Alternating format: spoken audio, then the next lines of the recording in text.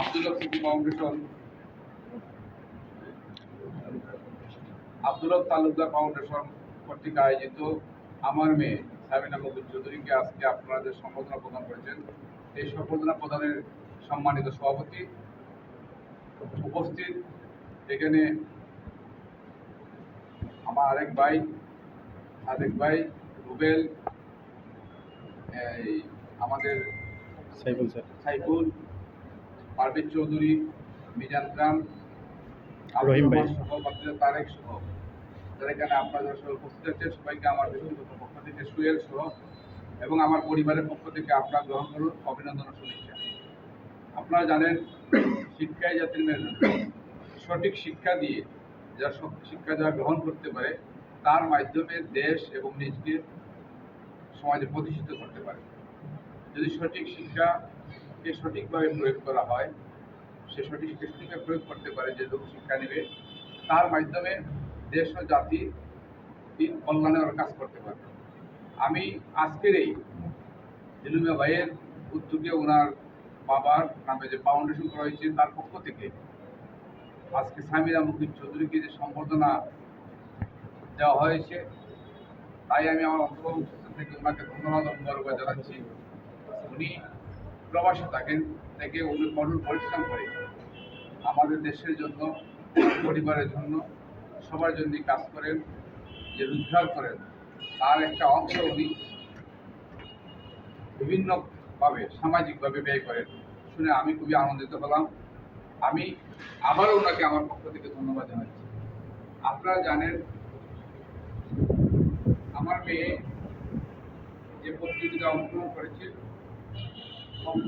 ধাপে ধাপে যে সেরা বাংলাবিদ হিসাবে সারা বাংলাদেশে পরিচিতি লাভ করেছে, সেটা শুধু আমার পরিবারের সম্মান না, এটা আপনাদের সবার সম্মান, নবীগঞ্জবাসীর সম্মান, আমাদের হবিগঞ্জবাসীর সম্মান, সিলেটের সম্মান। আজকে গত কয়েকদিন আগে আমাদের ছোট ভাই আমেরিকা থেকে ফোন করে বলতেছে যে, ভাই, কুমিল্লার একজন ভদ্রলোক বলতেছে আমাদের সিলেটের মেয়ে সাবিনা মুকুল সেরা বাংলাদেশ হিসাবে হয়েছে এবার। তখন সে বলতেছে যে আমার ঘরের মেয়ে। আপনারা চিনতে পারবেন, তার নাম জামাল হোসেন, সে আমেরিকা থাকে, ওয়াশিংটন থাকে। 93 ইউনিয়ন থেকে আপনার সে নৌকা নিয়ে নির্বাচন করেছিল আমাদের দলের নেতা। আজকে আমি আপনাদেরকে এই কথাটি বলবো, যারা আপনারা এখানে উপস্থিত আছেন, যারা স্টুডেন্ট আছে, বিশেষ করে এখানে যে উপস্থিত আছেন, আপনারা সবাই মনোযোগ সহকারে পড়ালেখা করবেন, যাতে তার উত্তরসূরি হিসাবে পরবর্তীতে আপনারাও আমাদের দেশের জন্য সম্মান বয়ে আনতে পারেন এবং সম্মান ধরে রাখতে পারেন, এই চেষ্টাটা করবেন।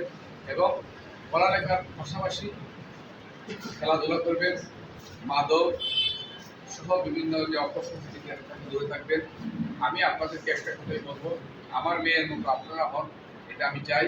আপনাদের সম্মান, আপনার ব্যক্তিগত সম্মান, এটা আমার উপজেলার সম্মান, আমার এরিয়ার সম্মান।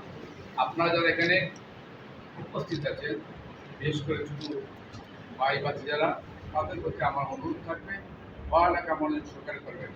আজকে আপনাদের ভুল, কারো ভাই, আপনাদের কারো ভুল, কারো ভাতিজি, কারো খুবই আগে হতে পারে, সে যে অর্জনটা করেছে এটা কিন্তু তার একান্ত চেষ্টা।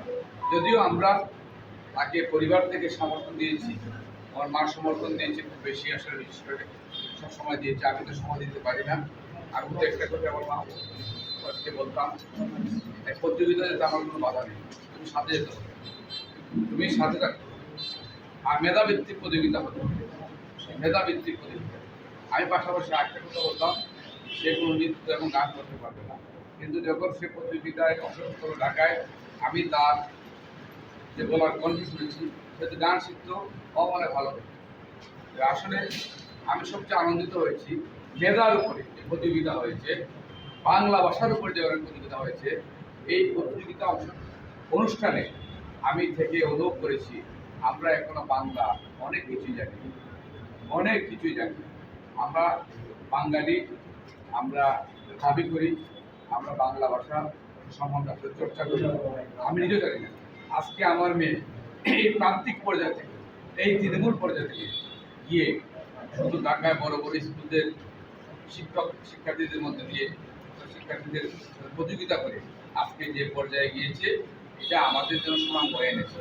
আমি দোয়া করি আল্লাহ রাব্বুল কাছে আমার মেয়ের ধারাবাহিকতা থাকে, বিশেষ করে একাডেমিক পড়ালেখা যেগুলো আছে এগুলো যেন ভালো করে।